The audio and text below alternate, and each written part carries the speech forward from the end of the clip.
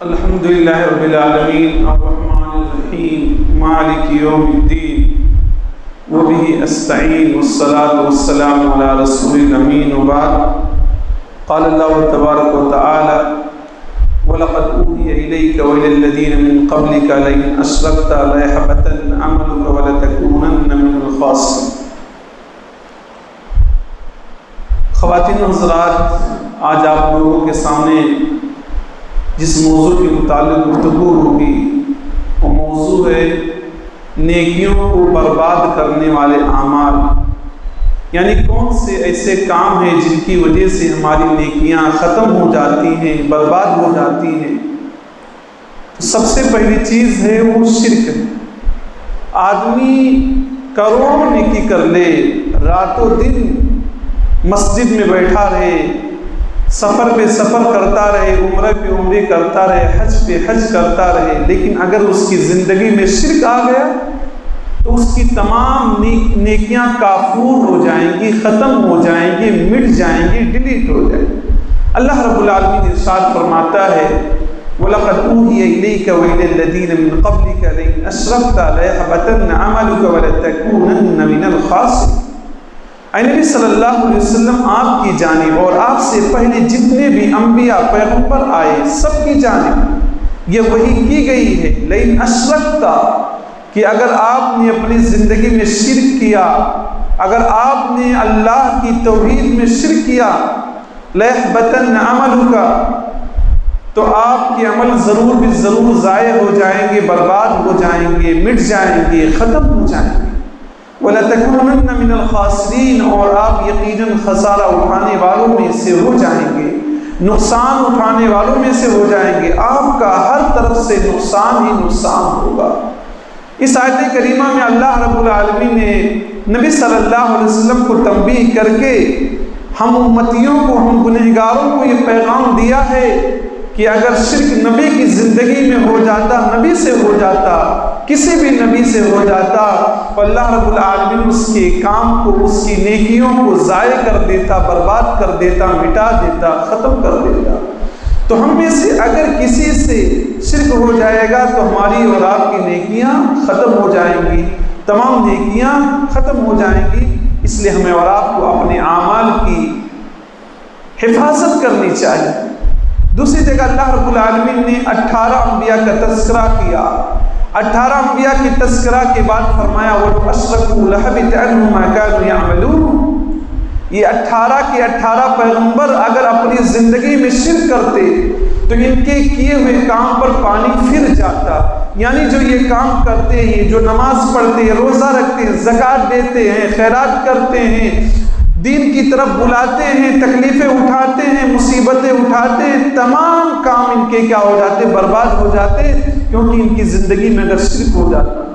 تو ہمیں اور آپ کو یہ الارم ہے، وارننگ ہے، یہ تنبیہ ہے کہ جب انبیاء کو اللہ نہ چھوڑتا، اگر ان کی زندگی میں شرک ہو جاتا، تو اگر ہماری زندگی میں کبھی غلطی سے ہم سے شرک ہوگا تو اس کا انجام کیا ہوگا۔ اسی طرح سے ہماری نیکیوں کو برباد کرنے والی چیز بدعت ہے۔ بدعت کہتے کسے؟ دین میں ثواب کی نیت سے نئے کام کو ایجاد کرنا۔ بہت سارے مسلمان دھوکہ دیتے ہیں، کہتے ہیں آپ بھی فین چلاتے ہیں، آپ بھی گاڑی گھوڑا سے چلتے ہیں، آپ ٹرین پر بیٹھتے ہیں، فلائٹ پر بیٹھتے ہیں، یہ بھی تو بدعت ہے۔ ہم ان کو یہ کہتے ہیں، ہم ان کو دین سمجھ کر نہیں کام کرتے۔ یہ فین ہم گرمی میں چلاتے، گرمی سے بچنے کے لیے چلاتے ہیں، کولر اے سی ہم چلاتے ہیں، یہ گرمی سے بچنے کے لیے ہم چلاتے ہیں، ہم دین سمجھ کر نہیں کرتے۔ دین سمجھ کر نئی چیز ایجاد کرنا یہ بدعت کہلاتا ہے۔ اس پوائنٹ کو آپ لوگ نوٹ کر لیں کہ کبھی بھی آپ دھوکے میں نہ جائیں، سامنے والا آپ کو کہہ دے کہ آپ بھی تو نئی چیزیں ایجاد کر لیتے ہیں، آپ بھی گاڑی گھوڑا پر چلتے ہیں، آپ بھی پیدل نہیں جاتے، آپ بائک سے جاتے ہیں، موٹر سائیکل سے جاتے ہیں، تو کہیے یہ ساری چیزیں ہم دنیاوی سہولت کے لیے چلتے ہیں، انتظام کرتے ہیں۔ ہم دین سمجھ کر اس کو استعمال نہیں کرتے کہ دین سمجھ کر نئی چیز ایجاد کریں۔ تو دین میں نئی چیز ایجاد کرنے سے انسان کے اعمال ضائع اور برباد ہو جاتے ہیں۔ حضرت انس رضی اللہ عنہ سے روایت ہے کہ چند صحابہ کرام اللہ کے نبی صلی اللہ علیہ وسلم کی بیویوں کے گھر کے پاس گئے، انہوں نے نبی صلی اللہ علیہ وسلم کے اعمال کے بارے میں پوچھا کہ اللہ کے نبی کون سا عمل کرتے ہیں، نبی کے پاس کون سی نیکیاں ہیں؟ تو اللہ کے نبی صلی اللہ علیہ وسلم نے ارشاد فرمایا، حضرت نبی صلی اللہ علیہ وسلم کی بیویوں نے کہا نبی صلی اللہ علیہ وسلم یہ کام کرتے ہیں، کأنہم تقالوہا، صحابہ کرام کے بارے میں آتا ہے کہ جو کام ان کے سامنے بیان کیا گیا کہ نبی یہ کام کرتے، رات میں تہجد پڑھتے ہیں، سو بھی جاتے ہیں، یہ کام کرتے وہ کام کرتے، تو انہوں نے اپنی نجات کے لیے، اپنی کامیابی کے لیے ان اعمال کو کمزور سمجھا، کمتر سمجھا، اور کہا کہ نبی تو بخشے بخشائے ہیں، نبی کچھ بھی نہ کرے تو کیا فرق پڑتا ہے، ہم تو گنہگار نافرمان، ہمیں تو زیادہ سے زیادہ نیکیاں کرنا چاہیے۔ ان میں سے ایک آدمی نے کہا میں جب تک زندہ رہوں گا ہمیشہ روزہ رکھوں گا، رمضان کا روزہ تو رکھوں گا ہی رکھوں گا، نفلی روزہ رکھنے کی بات کہہ رہا کہ سال کے 12 مہینے میں روزہ ہی رکھوں گا، کبھی بھی افطار نہیں کروں گا، روزہ نہیں توڑوں گا۔ ایک آدمی نے کہا کہ میں ہمیشہ رات بھر تہجد کی نماز پڑھوں گا، عبادت کروں گا، رات میں کبھی سوؤں گا نہیں۔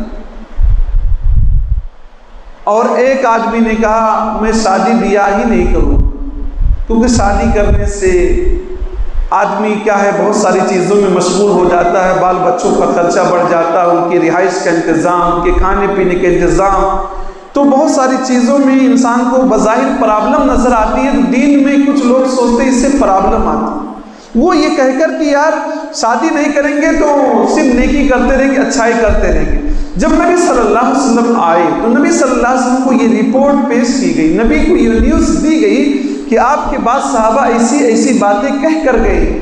نبی صلی اللہ علیہ وسلم نے ان صحابہ کو بلا بھیجا اور کہا انتم الذین قلتم کذا وکذا، اے میرے صحابہ بتاؤ کیا آپ لوگوں نے ایسی ایسی بات کہی ہے؟ اس سے ایک بات یہ سمجھ میں آتی ہے کبھی کسی کے بارے میں کوئی چیز سنو تو تحقیق کر لیا کرو، سرچ کر لیا کرو، تحقیق سچ کے ذریعے سے آپ نتیجہ نکالیں۔ نبی کو کہا گیا، لیکن نبی نے پوچھا بھی کہ کیا واقعتاً آپ لوگوں نے یہ بات کہی ہے؟ ان لوگوں نے کہا ہاں اللہ کے رسول صلی اللہ علیہ وسلم ہم لوگوں نے یہ بات کہی ہے۔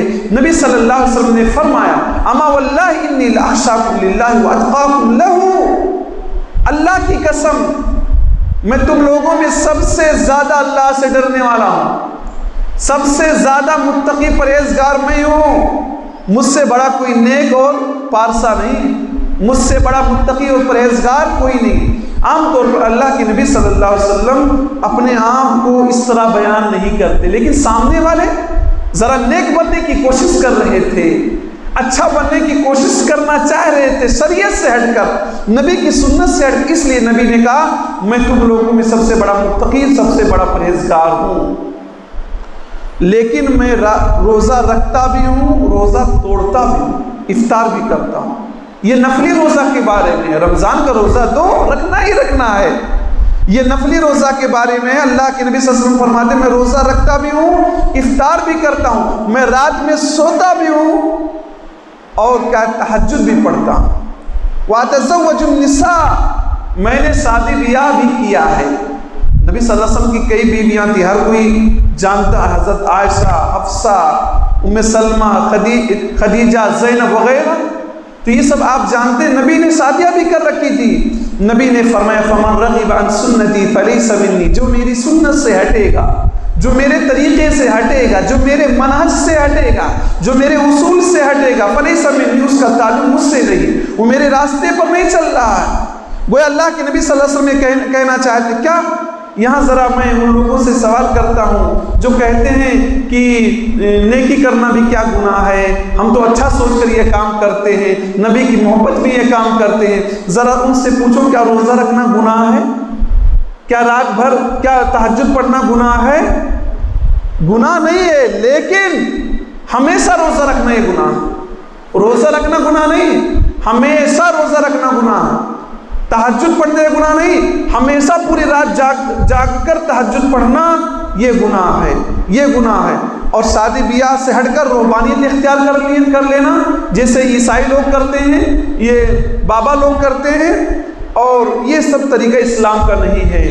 تو نبی کے طریقے سے کوئی آدمی ہٹ کر نیا طریقہ ایجاد کر دیکھنے میں وہ اچھا معلوم ہو رہا ہے، دیکھنے میں وہ روزہ رکھ رہا، لیکن روزہ نبی نے ایسا نہیں رکھا ہے۔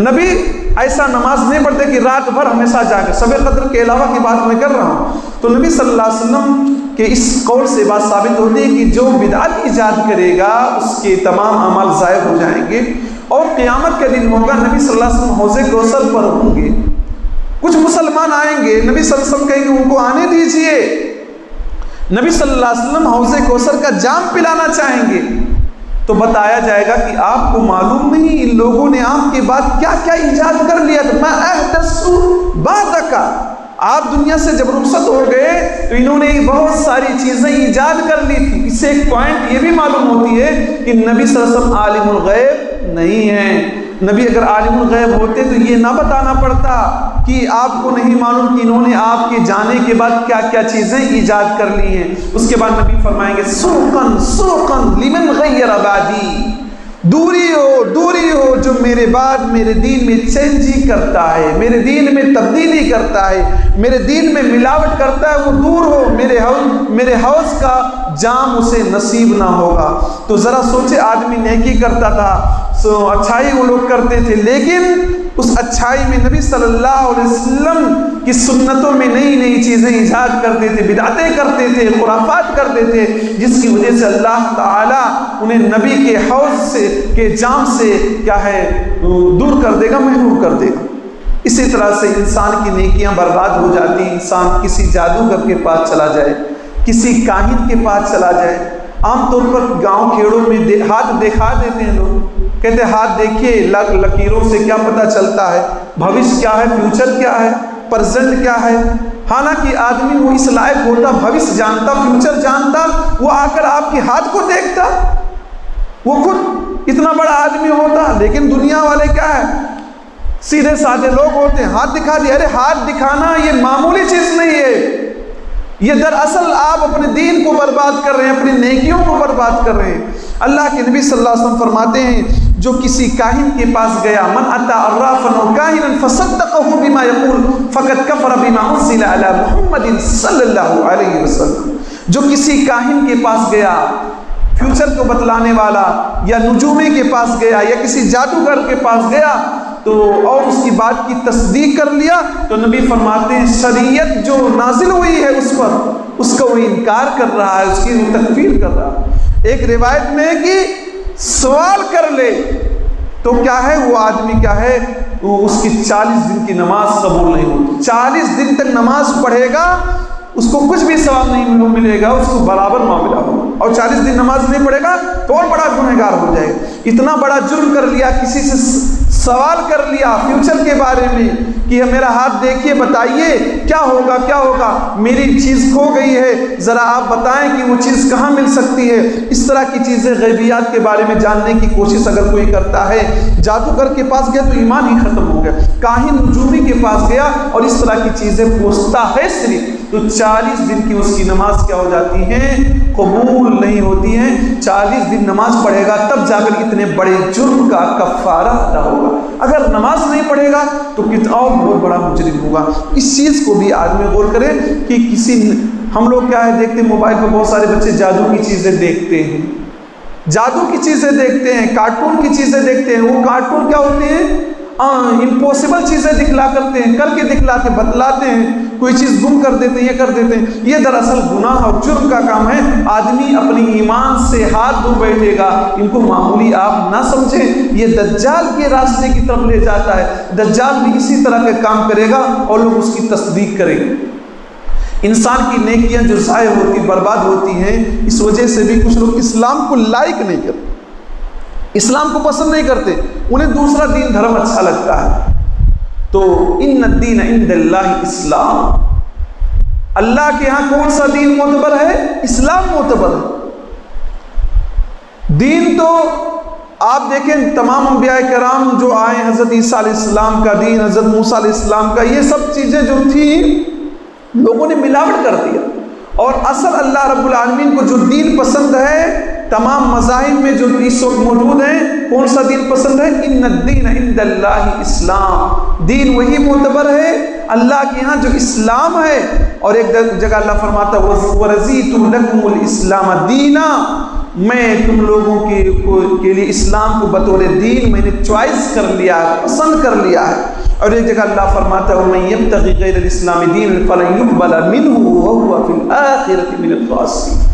جو اسلام کے علاوہ کسی دین کو چوائس کرے گا، پسند کرے گا، لائک کرے گا کہ وہ دین بہت اچھا ہے، وہ لوگ بہت اچھے ہیں، ان کا مذہب اچھا ہے، ہمارا مذہب کیا بھی نہیں، اس میں یہ ہے، اس میں یہ ہے، اس میں دقیانوسیت ہے، یہ اولڈ ہی پر جمع ہے، نئی چیزیں اس میں نہیں آتی، یہ اپ ٹو ڈیٹ نہیں ہوتا، یہ نہیں ہوتا، وہ نہیں ہوتا۔ کچھ لوگ ایسی بھی بات کرتے ہیں کہ اپ ڈیٹ نہیں اس میں ہے، کوئی چینجنگ نہیں ہوتی ہے، اس طرح کی بات کر کے اسلام کو اگنور کرتے ہیں، اسلام کو ناپسند فرماتے ہیں۔ اللہ فرماتا ہے وَمَن يَبْتَغِ غَيْرَ الْإِسْلَامِ دِينًا فَلَن يُقْبَلَ مِنْهُ وَهُوَ فِي الْآخِرَةِ مِنَ الْخَاسِرِينَ۔ اسلام کے علاوہ کسی دین مذہب کو اگر کوئی پسند کرے گا تو سمجھ لیجئے کہ وہ خسارہ اٹھانے والوں میں سے ہوگا، اس کا ایک بھی عمل قبول نہیں ہوگا۔ ہم میں سے بہت سارے نوجوانوں کو دیکھتے ہیں نا، دوسروں کی تہذیب اور کلچر کو اپنانے کی کوشش کرتے ہیں، اس دین دھرم کی چیزوں کو اپنانے کی کوشش کرتے ہیں، ان کے شعار کو اپنانے کی کوشش کرتے ہیں، اور اپنے دین میں مثال کے طور پر اپنے دین میں کیا ہے، پیجامہ کو، لنگی کو، جنس کو کیا ٹکنے کے اوپر کرنا چاہیے۔ ہم اور آپ کہتے ہیں نہیں یہ اس سے کیا ہے، اس سے کیا ہے، آدمی کی پرسنالٹی ظاہر نہیں ہوتی، اس سے لگتا ہے آدمی بہت اولڈ ذہن کا ہے، بہت پرانے ذہن کا ہے، ذرا نیچے کرو ٹکنے کے نیچے جیسے دوسرے لوگ کرتے ہیں۔ یہ دراصل اسلام کا مذاق اڑانا ہوا، اور بہت سارے لوگ داڑھی کا مذاق اڑاتے ہیں، بہت لوگ اسلام کے احکامات کا مذاق اڑاتے ہیں۔ یہ اسلام کے احکامات کا مذاق اڑا کر دراصل ہم اور آپ اپنی نیکیوں کو برباد کر رہے ہوتے ہیں۔ اور یہ بات جان لیجئے کہ حضرت عیسیٰ علیہ السلام بھی جب آئیں گے تو مذہب اسلام کے فالوور بن کر آئیں گے، اپنے دین کے پرچار کرنے والے نہیں بنیں گے، اپنے دین کی تبلیغ کرنے والے نہیں بنیں گے۔ حضرت عیسیٰ علیہ السلام اگر آئیں گے تو دین اسلام کے مطابق ہی چلیں گے، اور نبی صلی اللہ علیہ وسلم کی امتی بن کر آئیں گے۔